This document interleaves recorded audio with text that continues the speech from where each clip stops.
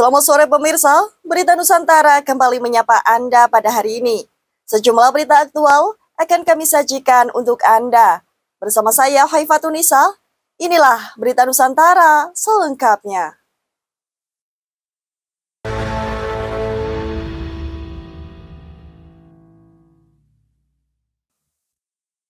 Informasi yang pertama pemirsa, Badan Pusat Statistik atau BPS mencatat bahwa harga sejumlah bahan pangan menunjukkan tren beragam hingga pekan ketiga Agustus 2025.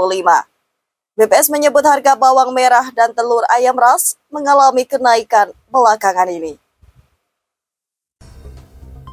Kepala BPS Amalia Adininggar Widyasanti dalam rapat koordinasi pengendalian inflasi daerah pada Senin 25 Agustus lalu menyebut, komoditas bawang merah menjadi salah satu komoditas yang perlu diperhatikan akibat terus menunjukkan tren kenaikan. Amalia menyebut, harga acuan penjualan untuk bawang merah berada di kisaran Rp36.500 sampai Rp41.500 per kilogram. Adapun harga ini termasuk berada di atas batas acuan. Sementara itu, data Sistem Pemantauan Pasar dan Kebutuhan Pokok atau SP2KP Kementerian Perdagangan mencatat, harga tertinggi bawang merah terjadi di Kabupaten Intan Jaya, Papua, yang mencapai Rp100.000 per kilogram. Adapun sebanyak 85,83% wilayah di Indonesia mengalami kenaikan harga bawang merah dengan total 309 kabupaten atau kota yang terdampak. Sementara itu, harga rata-rata telur ayam ras nasional mencapai kisaran Rp30.600 per kilogram. Hingga pada pekan ketiga Agustus, harga ini melebihi HAP yang ditentukan, yakni Rp30.000 per kilogram. Dari kenaikan ini, Amalia menyatakan bahwa pemantauan harga masih harus dilakukan di sejumlah daerah agar harga dapat terkendali. Java TV melaporkan. Kita beralih ke informasi selanjutnya pemirsa. Asosiasi Produsen Serat dan Benang Filamen Indonesia menduga ada mafia kuota impor tekstil di Indonesia usai terdapat lonjakan impor benang dan kain. Hal tersebut diungkapkan oleh Sekjen APSFI, Farhan Akil Sauki, dalam keterangan tertulisnya pada Senin 25 Agustus lalu. Farhan menyebut bahwa lonjakan impor terjadi saat 60 perusahaan produsen benang dan kain yang tutup. Imbas dari lonjakan impor tersebut, perusahaan harus mem-PHK sebagian karyawannya. Selain itu, Farhan juga menyebut bahwa lonjakan tersebut terjadi karena ada perusahaan yang mendapatkan kuota impor hingga 100%. Padahal perusahaan tersebut hanya dimiliki oleh 4 orang saja. Selanjutnya, Farhan menyebut bahwa keberadaan mafia bisa diketahui dari dalam Kementerian Perindustrian. Farhan lalu menyarankan kepada Menteri Perindustrian Agus Gumiwang Kartasasmita agar mengecek para pejabat dalam 8 tahun terakhir. Sebelumnya, juru bicara Kementerian Perindustrian Febri Hendri mengatakan pihaknya menemukan adanya anomali pada kinerja industri anggota APSFI. Anomali tersebut ditenggarai oleh adanya permintaan asosiasi agar pemerintah memperketat impor, yang justru terjadi lonjakan impor oleh anggota APSFI sendiri. Java TV melaporkan. Kita beralih ke informasi lainnya. Menteri Perumahan dan Kawasan Permukiman, Marwarar Sirait, mendorong agar para pengusaha yang berasal dari Cina agar membawa lebih banyak investasi masuk ke Indonesia, khususnya investasi hilirisasi. Hal tersebut disampaikan Muarar dalam keterangannya pada Senin 25 Agustus lalu. Muarar mengatakan, investasi hilirisasi tersebut bertujuan untuk membangun fasilitas produksi. Marwarar menyebut bahwa Cina selama ini selalu menjaga komitmen dalam investasi di dalam negeri. Adapun Cina juga dinilai sebagai negara dengan tren realisasi investasi yang positif, serta menghormati sikap politik bebas aktif di Indonesia. Sementara itu, Kepala Layanan Industri dan Logistik pada Divisi Konsultan Properti Colliers International di Indonesia, Rifan Munansa mengatakan, hingga kini hampir setiap hari perusahaan menerima permintaan untuk lahan industri dari investor asal Cina. Menurut Rival, permintaan ini meningkat jelang kesepakatan perjanjian tarif antara Amerika Serikat dengan China pada November mendatang. Java TV melaporkan. Ketua Umum PSSI Erick Thohir mengatakan bahwa pihaknya akan melaporkan Federasi Sepak Bola Kuwait atau KFA ke AFC setelah membatalkan laga FIFA Matchday melawan Timnas Indonesia yang seharusnya berlangsung di Stadion Gelora Bung Tomo, Surabaya pada bulan September mendatang. Hal tersebut diungkap oleh Erick pada Senin 25 Agustus malam. Erick mengaku bahwa PSSI telah mengirimkan surat protes kepada pihak FIFA. Ia juga menyesalkan pembatalan tersebut karena pihaknya telah menyiapkan laga dari jauh hari. Selain melaporkan ke FIFA, Erick juga mengaku bahwa pihaknya akan melaporkan Kuwait ke Konfederasi Sepak Bola Asia atau AFC.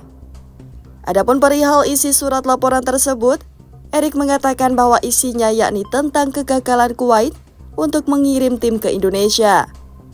Sementara itu, terkait dengan pengganti Kuwait di laga Timnas pada September mendatang, Erick mengatakan bahwa PSSI saat ini masih berupaya untuk mencari pengganti. Java TV melaporkan. Informasi selanjutnya, seorang wanita penghuni tempat kos di Kota Tegal, Jawa Tengah, dibunuh Rabu petang. Korban tewas bersimbah darah di depan tempat kosnya. Peristiwa pembunuhan sadis terjadi di sebuah tempat kos di Jalan Brantas, Kelurahan Mintaragen, Kota Tegal, Jawa Tengah, Rabu petang. Korban adalah salah satu penghuni kos bernama Sumiati alias Okta. Warga desa Sipelem, Kabupaten Brebes itu tergeletak bersimbah darah di depan tempat kosnya. Korban tewas akibat tusukan pisau di leher dan dada.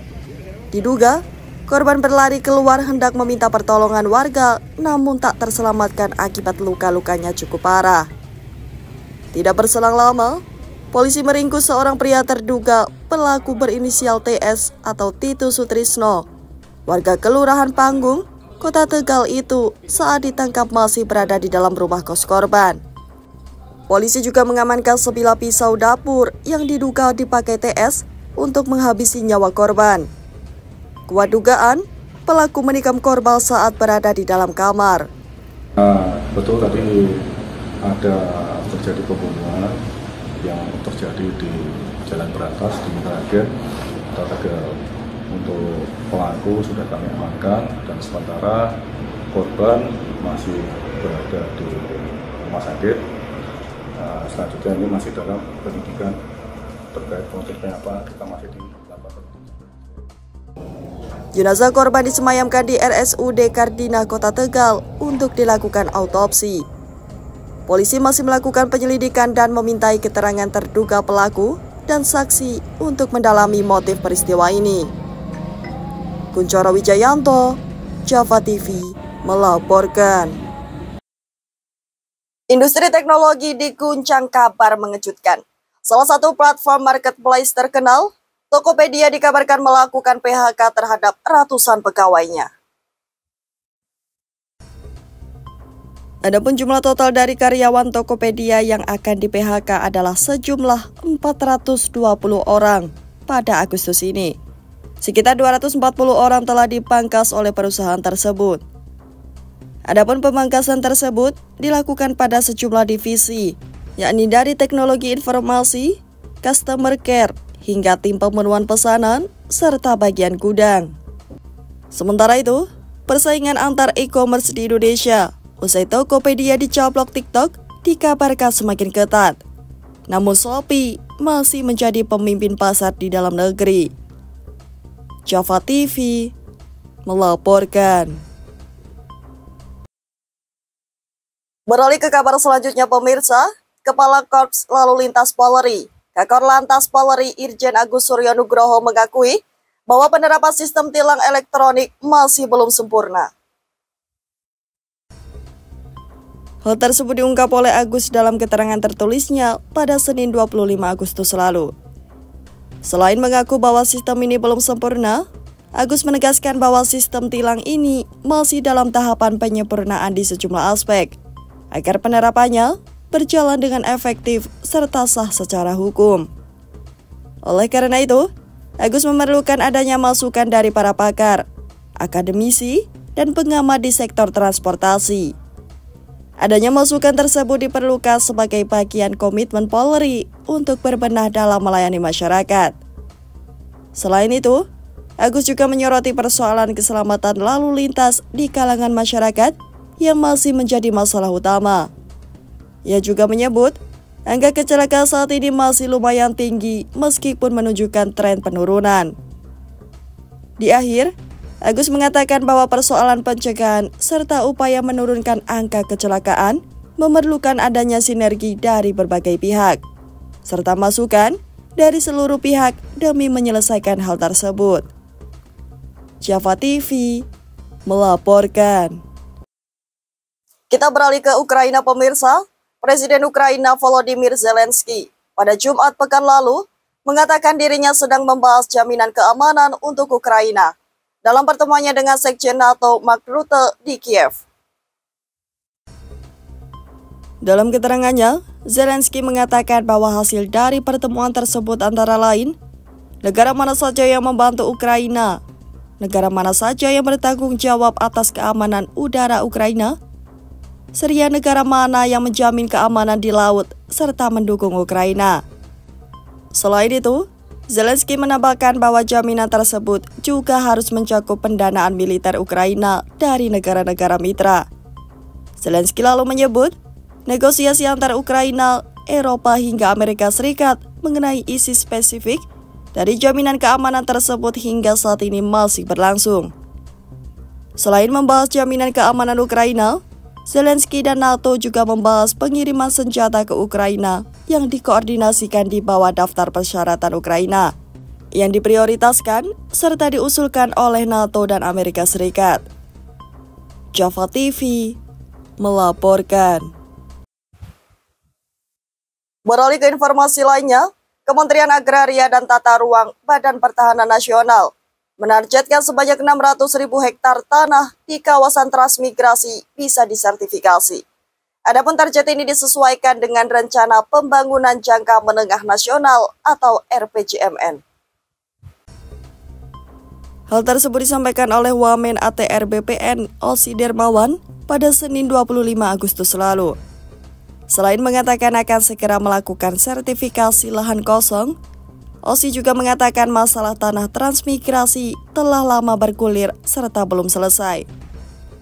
Selain itu, ia juga mengatakan bahwa terdapat sejumlah masalah terkait tanah sertifikasi, mulai dari transmigrasi itu sendiri hingga masalah di pemerintahannya sendiri. Di akhir, Osi menegaskan bahwa sertifikasi tanah sangat penting terutama bagi transmigran, terlebih bagi warga yang memiliki kebun serta lahan pertanian. Java TV melaporkan. Kabar terakhir, pemirsa, PT Kereta Api Indonesia atau PT KAI dikabarkan akan menyediakan kereta khusus untuk petani serta pedagang.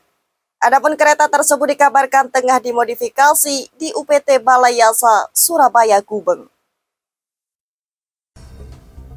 Hal tersebut disampaikan oleh Vice President Public Relation KAI, Ani Purba, mengatakan nantinya kereta akan dirancang untuk membantu mobilitas para petani serta pedagang, serta memudahkan untuk mengangkut hasil panen maupun barang dagangan. Selain itu, Ani juga mengatakan gagasan kereta ini telah dibahas secara teknis sejak awal Mei 2024 lalu. Adapun kereta ini nantinya akan berupa modifikasi khusus di bagian tempat duduk. Selain itu, sejumlah hal teknis lainnya juga akan dimodifikasi serta disesuaikan dengan kebutuhan khusus bagi petani dan pedagang. Di akhir, Ani menjelaskan bahwa kereta ini merupakan hasil modifikasi dari kereta kelas bisnis dan ekonomi, serta kereta khusus ini saat ini masih dalam tahap pengujian. Java TV melaporkan. Baik pemirsa, informasi tadi sekaligus menjadi penutup perjumpaan kita hari ini. Saya Haifatunisa dan segenap tim redaksi yang bertugas pamit undur diri. Selamat sore, salam berita Nusantara.